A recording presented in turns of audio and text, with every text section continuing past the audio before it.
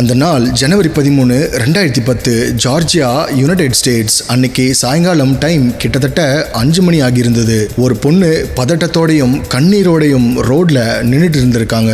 சரியா அந்த நேரத்துல அந்த ரோட்ல ஒரு போலீஸ் ஜீப் வர்றத பாக்குறாங்க. அதை பார்த்த அந்த பொண்ணு அந்த ஜீப்பை கையை அசைச்சு ஸ்டாப் பண்ண. அதுல இருந்து இறங்கின போலீஸ் அந்த பொண்ணு கிட்ட, உன் பேர் என்ன, ஏன் இவ்வளோ பதட்டமா இருக்க, என்ன ஆச்சு, உனக்கு என்ன ப்ராப்ளம் அப்படின்னு கேக்குறாரு. அதுக்கு அந்த பொண்ணு அழுதுகிட்டே கொஞ்சம் என் கூட வாங்கன்னு சொல்லி அவங்கள தன் கூடவே கூட்டிட்டு போறாங்க. அப்படி அந்த பொண்ணு அவங்கள கூட்டிட்டு போனது வேற எங்கேயும் இல்ல, அவங்களோட வீட்டுக்கு தான். அப்படி அந்த பொண்ணோட வீட்டுக்கு போன போலீஸ் அந்த வீட்டோட கதவுகள் பாதி மூடியும் பாதி மூடாமலும் இருக்கிறத பாக்குறாங்க. என்ன ஏதுன்னு தெரியாம சின்ன குழப்பத்தோட அந்த வீட்டோட கதவை திறந்து உள்ள போன போலீஸுக்கு அந்த வீட்டுக்குள்ள பெரிய அதிர்ச்சி காத்துட்டு இருந்துச்சு. வீட்டோட ஹால்ல கால் எடுத்து வச்சவங்களுக்கு மூக்கு பொத்துற அளவுக்கு ஒரே கவுச்சு வாடை அடிச்சிருந்திருக்கு. அதுக்கு காரணம் அந்த ஹாலோட சுவர் மற்றும் தர முழுக்க சிந்தி கடந்திருந்த ரத்தம். அது மட்டும் இல்லாம அங்க செதறி கடந்த பொருட்களுக்கு நடுவுல படிஞ்சிருந்த ரத்தக்கரை. ஹால்ல இருந்து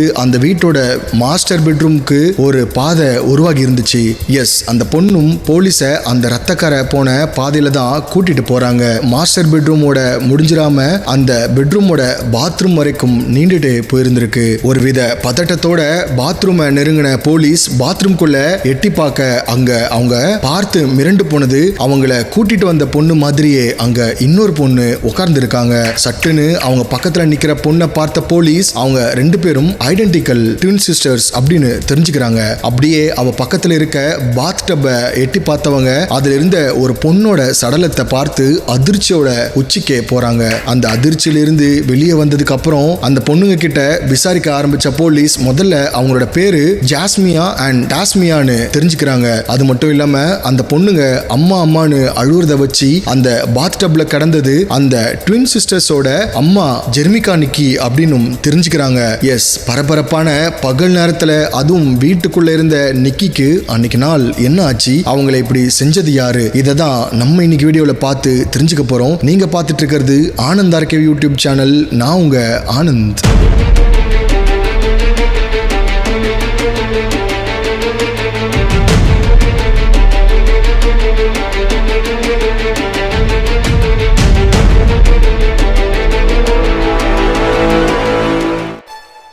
ரொம்பவே பயந்து கலங்கி போயிருந்த டாஸ் அண்ட் ஜாஸ் இவங்க 2 பேரையும் அவங்க வீட்டில இருந்து ரெக்கவர் பண்ண போலீஸ் அவங்களோட கொள்ளுப்பாட்டியான டெல்லா பிரேஷியர் கிட்ட ஒப்படைக்கிறாங்க.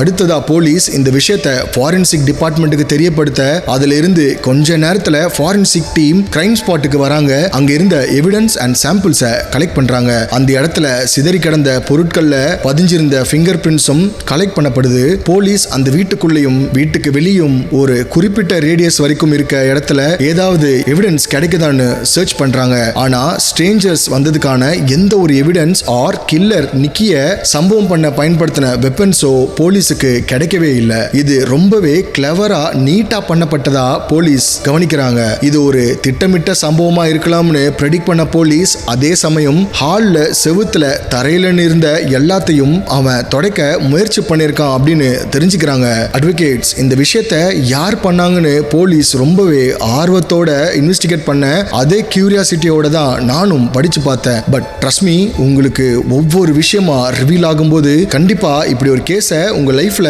பார்த்தும் இருக்க மாட்டீங்க, கேள்வியும் பட்டிருக்க மாட்டீங்க. இப்ப அந்த வீட்டோட மூலைகள்ல சர்ச் பண்ண இன்வெஸ்டிகேஷன் ஆபீசர்ஸ் ஹாலோட ஒரு மூலையில இருந்து ரெட் கலர் மார்க்ஸ் அதிகமா படிஞ்சிருந்த சில டிஷ்யூ பேப்பர்ஸை எடுக்கிறாங்க.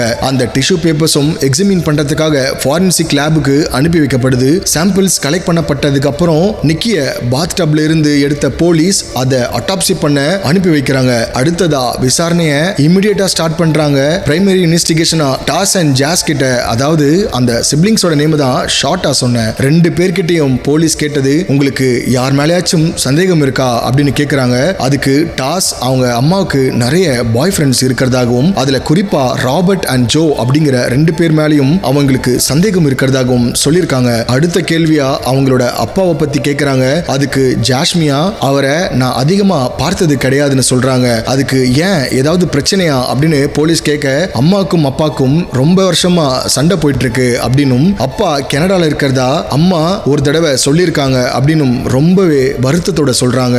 அடுத்ததா போலீஸ் டாஸ்மியா அண்ட் ஜாஸ்மியா சொன்ன அந்த ராபர்ட்டையும் ஜோவையும் சஸ்பெக்ட் பண்ணி கஸ்டடியில எடுத்து விசாரிக்கிறாங்க. அவங்களோட பதில்கள் ஆரம்பத்திலிருந்தே முன்னுக்கு பின் முரணா இருந்திருக்கு. பிகாஸ் அட்வொகேட்ஸ் இவங்களோட 2 டாட்டர்ஸை அப்பா இல்லாத இந்த சொசைட்டில ஒரு தனியாளா அந்த குடும்பத்தை நடத்திட்டு வந்த நிக்கிக்கு நிறைய ஆண்களால நைட் டைம் ரொம்பவே தொந்தரவுகள் வரும்னு டாஸ் அண்ட் ஜாஸ் ஆல்ரெடி போலீஸ் கிட்ட சொல்லியிருக்காங்க. அவங்களோட சேஃப்டிக்காக கூட அந்த பொண்ணுங்களோட அம்மா ராபர்ட் அண்ட் ஜோ கூட பழகி இருக்கலாம் இல்லையா. கிட்டத்தட்ட 2 மணி நேரம் நடந்த விசாரணையோட முடிவுல அவங்க 2 பேர்கிட்ட இருந்தும் சந்தேகப்படுற மாதிரி எந்த ஒரு க்ளூவும் கிடைக்கல. சோ அவங்கள இந்த கேஸ்ல இருந்து ரிலீஸ் பண்ண போலீஸ் அடுத்ததா டாஸ் அண்ட் ஜாஸோட அப்பாவை பத்தி விசாரிக்க ஆரம்பிக்கிறாங்க. ஆனா அவரும் சம்பவம் நடந்த சமயத்துல கனடால தான் இருந்திருக்காரு அப்படின்னு கனடா போலீஸ் டிபார்ட்மெண்ட் மூலமா உறுதியாகுது. சோ அவரையும் போலீஸ் சஸ்பெக்ட் லிஸ்ட்ல இருந்து விடுவிக்கிறாங்க. இந்த கேஸ்ல இருக்க எல்லா சஸ்பெக்ட் லிஸ்டையும் போலீஸ் அலசி ஆராயிறாங்க. பட் எந்த பக்கம் திரும்பினாலும் இந்த கேஸ் ஆரம்பிச்ச இடத்துக்கே வந்து நிக்குது. இன்னும் ஒரு தடவை கடைசியா கேட்டு பார்க்கலாம்னு கிரைம் ஸ்பாட்ல இருந்த ஜாஸ் அண்ட் டாஸ் கிட்ட ஏதாச்சும் க்ளூஸ் கிடைக்குமான்னு விசாரிக்க ஆரம்பிக்கிறாங்க. இப்ப கடைசியா யாராச்சும் உங்க வீட்டுக்கு வந்தாங்களா அண்ட் அவங்களுக்கு யார் மேலேயாச்சும் டவுட் இருக்கான்னு இன்னும் டீப்பா தெரிஞ்சுக்கிறாங்க. பட் அவங்க 2 பேரும் டான்ஸ் கிளாஸ் முடிச்சுட்டு வீட்டுக்கு வந்து பார்த்தப்ப அவங்க அம்மா நிக்கி அந்த நிலைமையில பாத் டப்ல இருந்ததை தான் அவங்க பார்த்ததா போலீஸ் கிட்ட சொல்லியிருக்காங்க. சோ போலீஸ் பல கட்ட விசாரணைகள் நடத்தியும் எந்த ஒரு முன்னேற்றமும் இல்லாம இந்த கேஸ்ல ஒரு தொய்வு ஏற்படுது. இவ்வளவு இன்வெஸ்டிகேஷன் பண்ணியும் சம்பவ இடத்துல இருந்து எவிடன்ஸை கலெக்ட் பண்ணியும் ஏன் இந்த கேஸ்ல ஒரு லீடு கூட கிடைக்காம இருக்குன்னு போலீஸ் யோசிக்கிறாங்க. பட் இந்த கேஸ்ல ஒரு முடிவு தெரிஞ்சே ஆகணும்னு போலீஸ் இப்ப ரொம்ப மும்முரமா இறங்குறாங்க. முதல்ல அந்த ஹவுஸை ஐசோலேட் பண்ணி அந்த வீட்டில் இருக்க எல்லா என்ட்ரிஸ் அண்ட் எக்ஸிட்ஸையும் ஒண்ணு விடாம ரொம்ப பொறுமையா தனித்தனியா சலடா போட்டு தேடுறாங்க. பேரலா அந்த சமயத்துல தான் போலீஸோட கைக்கு நிக்கியோட ஃபாரன்சிக் ரிப்போர்ட்டும் கிடைக்குது. அந்த ரிப்போர்ட்டை பார்த்த போலீஸ் ட்வின் சிஸ்டர்ஸோட வீட்ல இருந்து கிடைச்ச டிஷ்யூ பேப்பர்ஸ்ல துடைக்கப்பட்டிருந்த ஸ்டெயின்ஸ் கூட பர்ஃபெக்ட்டா மேட்ச் ஆகி இருக்கிறத கன்ஃபார்ம் பண்றாங்க. அதே சமயம் அந்த வீட்டோட ஹால்ல சதறி கிடந்த பொருட்கள்ல இருந்து ரிட்ரைவ் பண்ணப்பட்ட ஃபிங்கர் பிரிண்ட் ட்ரேசஸ் நிக்கியோட கைரேகையை தவிர இன்னும் சில கைரேகைகள் இருந்ததையும் அப்சர்வ் பண்ணிருக்காங்க. அது அவங்களோட டாட்டர்ஸ் டாஸ் அண்ட் ஜாஸோட ஃபிங்கர் பிரிண்ட்ஸ் தான். சோ போலீஸோட சந்தேகம் இப்போ டாஸ்மியா அண்ட் ஜாஸ்மியா பக்கம் திரும்புது. பட் அட்வொகேட்ஸ் கொஞ்சம் வெயிட் பண்ணுங்க, அது அவங்களோட வீடு அப்படிங்கறதால அந்த பொருட்கள்ல டாஸ் அண்ட் ஜாஸோட ஃபிங்கர் பிரிண்ட்ஸ் இருக்கிறது ஒரு இயல்பான விஷயம் இல்லையா. இருந்தாலும் போலீஸ் இதை ஈஸியா விட விரும்பல. மறுபடியும் டாஸ் அண்ட் ஜாஸ் கிட்ட விசாரிக்க நினைக்கிறாங்க. அவங்கள உடனே கஸ்டடியில எடுக்காம அவங்களுக்கே தெரியாம அவங்க படிக்கிற இடத்துல போய் விசாரிக்கிறாங்க. பர்டிகுலரா சம்பவம் நடந்த அந்த டே அப்போ அவங்க 2 பேரும் வந்தாங்களா அப்படின்னு தெரிஞ்சுக்க நினைச்ச போலீஸ் அவங்களோட கிளாஸ் அட்டெண்டன்ஸை செக் பண்றாங்க. அதுல அவங்களோட பேருக்கு நேரா அட்டெண்டன்ஸ்ல பிரசன்ட்னு மார்க் ஆயிருந்திருக்கு. மீனிங் அவங்க 2 பேரும் அன்னைக்கு கிளாஸுக்கு வந்தது கன்ஃபார்ம் ஆகுது. இதனால போலீஸுக்கு அவங்க மேல இருந்த கொஞ்சம் சந்தேகமும் இல்லாம போகுது. பித்து பிடிச்ச மாதிரி போலீஸ் தலை சுத்த ஆரம்பிக்குது. வழி தெரியாம ஒரு ஸ்டேஜ்ல எதுவுமே பண்ண முடியாம ஃபைனல் ஆப்ஷனா ரொம்பவே ஈகரா வெயிட் பண்ணிட்டு இருந்த அட்டாப்சி ரிப்போர்ட்டும் வருது. சம்பவம் நடந்த நேரம் அப்படின்னு டைம் ஸ்டாம்ப் பண்ணி இருந்த ரிப்போர்ட்டை கவனிச்ச போலீஸ் அந்த நேரத்துல ஜாஸும் டாஸும் படிக்க போன இடத்துல இருந்திருக்காங்க அப்படிங்கறதையும் போலீஸ் உறுதிப்படுத்திருக்காங்க.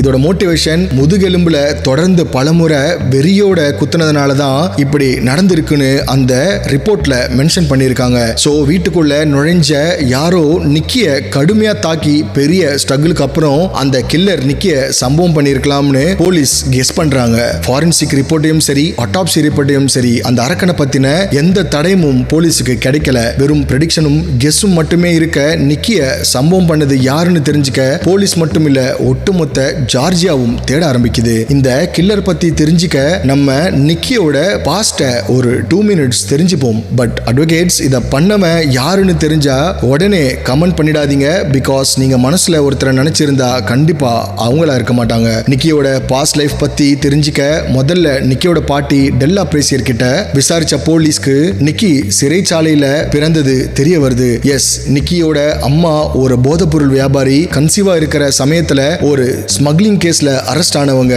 ஜெயில இருக்கப்ப நிக்கிய பெத்து எடுத்திருக்காங்க. அதுக்கப்புறம் ஒரு குறிப்பிட்ட வயசு வரைக்கும் பாட்டி டெல்லா பிரிஷியர் அரவணைப்புல தான் இருந்திருக்காங்க. பாட்டி கிட்ட வளர்ந்த நிக்கி திருமணம் ஆகாமலேயே பிரெக்னன்ட் ஆகி ட்வின் குழந்தைகளை பெத்து எடுத்திருக்காங்க. அவங்க தான் டாஸ்மியா அண்ட் ஜாஸ்மியா. அந்த சமயத்துல நிக்கியோட பாய் ஃப்ரெண்ட், அதாவது இந்த ட்வின் சிஸ்டர்ஸோட அப்பா நிக்கி கூட ஏற்பட்ட சண்டையில நிக்கியை விட்டுட்டு போயிடுறாரு. அதுல இருந்து கொஞ்சம் நாள்லயே அதிகப்படியான மன உளைச்சல் இருந்த நிக்கியும் தன் குழந்தைகளை பாட்டிக்கிட்டே விட்டுட்டு அந்த வீட்டுல இருந்து வெளியேறாங்க. இப்படி தனியா போன நிக்கி ஒரு ட்ரக் டிரைவரை காதலிச்சு அவர் கூட லிவின்ல ஒன்னா வாழ ஆரம்பிக்கிறாங்க. அதே சமயம் கொள்ளுப்பாட்டி டெல்லாவோட அரவணைப்புல இருந்த டாஸ் அண்ட் ஜாஸ் ரொம்பவே சந்தோஷமா வளர்றாங்க.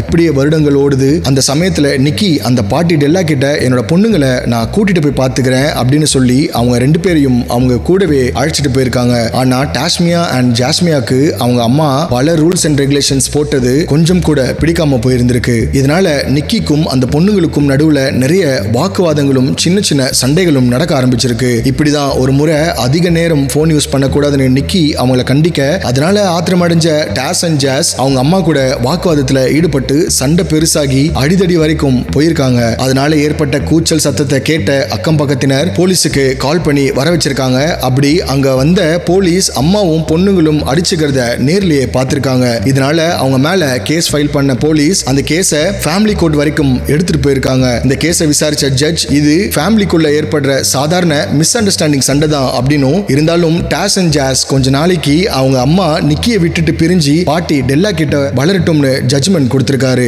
இதனால கோர்ட்ல இருந்து நேரா பாட்டி வீட்டுக்கு போன டாஸ் அண்ட் ஜாஸ் பாட்டி டெல்லா வீட்லயே ஸ்டே பண்ணி இருந்திருக்காங்க. இதுக்கப்புறம் மறுபடியும் அவங்க டாட்டர்ஸை சமாதானப்படுத்தி ரெண்டு பேரையும் நிக்கி அவங்களோட வீட்டுக்கு கூட்டிட்டு போயிருக்காங்க. அப்படி கூட்டிட்டு போன கொஞ்ச நாட்கள்ல தான் நிக்கி இப்படி இறந்தும் போயிருக்காங்க. இந்த விஷயங்கள் எல்லாம் டெல்லா சொல்லி தெரிஞ்சுக்கிட்ட போலீஸ் மறுபடியும் டாஸ்மியா அண்ட் ஜாஸ்மியா மேல சந்தேகம் எழ ஆரம்பிக்குது. இதுக்கப்புறம் கொஞ்சம் கூட லேட் பண்ணாம அவங்க ரெண்டு பேரையும் கஸ்டடியில் எடுத்து போலீஸ் அவங்க கிட்ட விசாரணைய ஆரம்பிக்கிறாங்க. ஆனா போலீஸோட கேள்விக்கு சரியான பதில் கொடுக்காத அந்த ரெண்டு பேரும் அழுதுகிட்டே அம்மா அம்மான்னு முணுமுணுக்கிறாங்க. அது மட்டும் இல்லாம எங்க அம்மா போயிட்டாங்க, அவங்கள கொன்ன கில்லரை சீக்கிரமா கண்டுபிடிங்க, அம்மா பாவம் அப்படின்னு சொல்லி அழுதுகிட்டே இருந்திருக்காங்க. இதனால அவங்கள கன்சோல் பண்ண போலீஸ் இன்வெஸ்டிகேஷன் ஆபீசர்ஸ் யதார்த்தமா ஜாஸ் அண்ட் டாஸோட கையில போட்டிருந்த கிளவுஸை கவனிக்கிறாங்க. அந்த கிளவுஸ் அவங்களோட ஆர்ம்ஸ் வரைக்கும் கவர் ஆகி இருந்திருக்கு. அதை பார்த்து சந்தேகப்பட்டவங்க அவங்க கிட்ட அந்த கிளவுஸை ரிமூவ் பண்ண சொல்றாங்க. அதை கேட்டு அது வரைக்கும் அழுதுட்டே இருந்த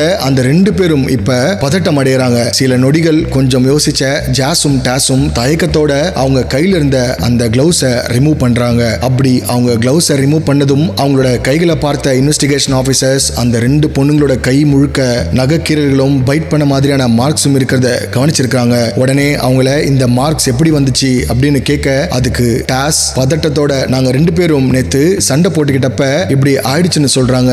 ஆனா இத கொஞ்சமும் நம்பாத ஆபீசர்ஸ் அவங்க முன்னாடி நம்பின மாதிரி காட்டிக்கிறாங்க. அவங்க வாயிலிருந்து உண்மையை வர வைக்கிறதுக்கு வேற ஒரு ஸ்ட்ராட்டஜியை கையில் எடுக்கிறாங்க. அதாவது போலீஸ் அவங்க ரெண்டு பேரையும் இன்வெஸ்டிகேஷன் ரூம்ல தனித்தனியா உட்கார வச்சுட்டு அவங்க மட்டும் வெளியே போறாங்க.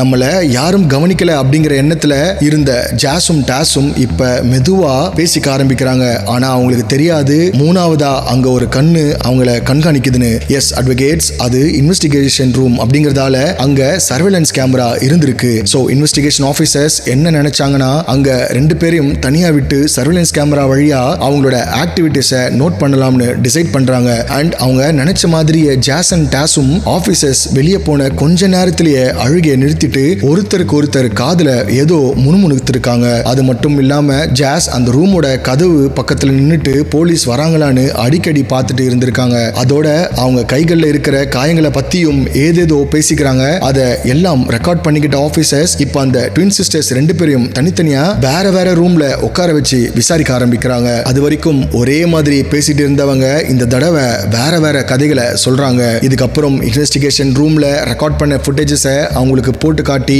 டாஸ் உண்மையை சொல்லிட்டாங்கன்னு ஜாஸ் கிட்டையும், ஜாஸ் எல்லா உண்மையும் ஒத்துக்கிட்டாங்கன்னு டாஸ் கிட்டையும் சொல்லி நீங்க உண்மையை சொல்லிதான் ஆகணும்னு போலீஸ் ரெண்டு பேர்கிட்டையும் கேட்கறாங்க. அவ்வளவுதான், நமக்கு வேற வழி இல்லைன்னு நடந்த உண்மையை சொல்ல ஆரம்பிக்கிறாங்க. அட்வொகேட்ஸ், சம்பவம் பண்ணது இவங்களா இருந்தாலும் அதோட காரணம் அண்ட் அவங்க பண்ண விதம் நமக்கு ஒரு நிமிஷம் சித்து போக வச்சிடும். அப்படி டாஸ்மியாவும் ஜாஸ்மியாவும் இன்வெஸ்டிகேஷன் ஆபீசர்ஸ் கிட்ட சொன்ன வாக்குமூலம் இதோ உங்களுக்காக.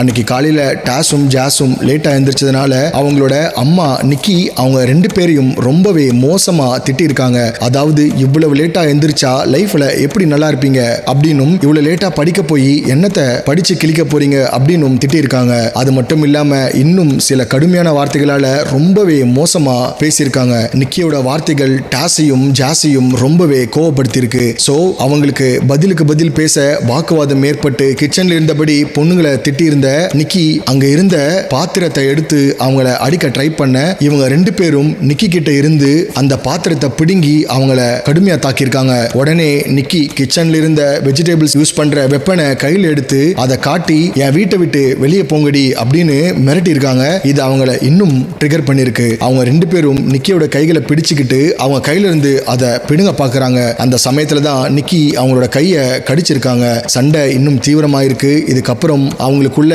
மாத்தி மாத்தி அடிச்சுக்கிட்டு சண்டை போட்டிருக்காங்க. கிச்சன்ல ஆரம்பிச்ச இவங்களோட சண்டை ஹால்லையும் தொடர அங்க இருந்த பொருட்கள் ஒருத்தர் மேல ஒருத்தர் வீச ஆரம்பிக்கிறாங்க. அப்படி டாஸ் அங்க இருந்த ஃப்ளவர் வாஸ்னால நிக்கியோட தலையில அடிக்க அந்த சமயத்துல நிக்கி கையில இருந்த வெப்பன் கீழே விழுந்திருக்கு. உடனே அந்த வெப்பனை வச்சு 2 பேரும் நிக்கிய சம்பவம் பண்ணிருக்காங்க. இதையெல்லாம் டாஸ் அண்ட் ஜாஸ் சொல்லி தெரிஞ்சுக்கிட்ட போலீஸ் அப்புறம் எப்படி அன்னைக்கு நீங்க படிக்க போனதா அட்டெண்டன்ஸ்ல இருந்தது அப்படின்னு கேக்குறாங்க. அதுக்கு பதில் சொல்ல ஆரம்பிச்ச டாஸ், அம்மா கீழே விழுந்த கொஞ்ச நேரம் கழிச்சு தான் நாங்க இங்க என்ன நடந்ததுன்னு உணர ஆரம்பிச்சோம். அது எங்களுக்கு பெரிய அதிர்ச்சியை கொடுத்துச்சு. கொஞ்ச நேரத்திலேயே நாங்க பயங்கரமா அழுதோம் அப்படின்னு போலீஸ் இன்வெஸ்டிகேஷன்ல சொல்றாங்க. சோ ஹால்ல இருந்த அம்மாவை இழுத்துட்டு போய் பாத்ரூம்ல இருந்த பாத் டப்ல போட்டோம். கீழே சிந்திருந்த எல்லாத்தையும் துடைக்க ட்ரை பண்ணோம். ஆனா எல்லாத்தையும் எங்களால துடைக்க முடியல. அதனால டிஷ்யூ பேப்பர்ஸை அப்படியே அங்க போட்டுட்டு சம்பவம் நடந்த இடத்துல இருந்து வெளியே போக முடிவு செஞ்சு அங்க இருந்து கிளம்பணும். அப்படி போறப்ப அடிக்க யூஸ் பண்ண ஃப்ளவர் வாஸ் அண்ட் வெப்பன் எல்லாத்தையும் ஒரு பிளாஸ்டிக் பேக்ல எடுத்துக்கிட்டு எப்பயும் போல படிக்க கிளம்பிட்டோம். போற வழியில இருந்த பார்க்ல அந்த பிளாஸ்டிக் பேக்கை குழி தோண்டி புதைச்சிட்டோம் அப்படின்னு சொன்ன ஜாஸ், இதனால அவங்க அன்னைக்கு கிளாஸுக்கு லேட்டா போனதா சொல்லியிருக்காங்க. இதை கேட்ட இன்வெஸ்டிகேஷன் ஆபீசர்ஸோட குழப்பம் கிளியர் ஆயிருக்கு. எஸ், சம்பவம் நடந்த அன்னைக்கு அவங்க 2 பேரும் லேட்டா போயிருக்காங்க. சோ இந்த கேஸ்ல இருந்த எல்லா முடிச்சுகளும் அவிழ்க்கப்பட்ட நிலையில ஜாஸ் அண்ட் டாஸ்மியா மேல கேஸ் ஃபைல் பண்ண போலீஸ் அவங்க சொன்ன பார்க்குக்கு போய் சம்பவத்துக்கு யூஸ் பண்ண பொருட்களை கலெக்ட் பண்றாங்க. அடுத்ததா ஜனவரி 2014 கோர்ட்ல ஆஜர்படுத்தப்படுறாங்க. இந்த கேஸை விசாரிச்ச ஜட்ஜ் 30 வருடங்களுக்கு சென்டென்ஸ் கொடுத்திருக்காரு. டாஸும் ஜாஸும் வேற வேற பிரிசன்ல அடைக்கப்படுறாங்க. எஸ், ஜாஸ்மியா ஆரண்டல் ஸ்டேட் பிரிசன்லயும் டாஸ்மியா புலஸ்கி ஸ்டேட் பிரிசன்லயும் அடைக்கப்படுறாங்க. ஆத்திரக்காரனுக்கு புத்தி மட்டு அப்படின்னு சொல்லுவாங்க. அது மாதிரி ஜாஸ்மியா அண்ட் டாஸ்மியாவோட கோவத்தினால அவங்க அம்மா மட்டும் இல்ல இவங்களோட வாழ்க்கையும் பிரிசன்லயே வீணா போயிருக்கு. இந்த கேஸை பத்தி நீங்க என்ன நினைக்கிறீங்கன்னு மறக்காம கமெண்ட்ல சொல்லுங்க.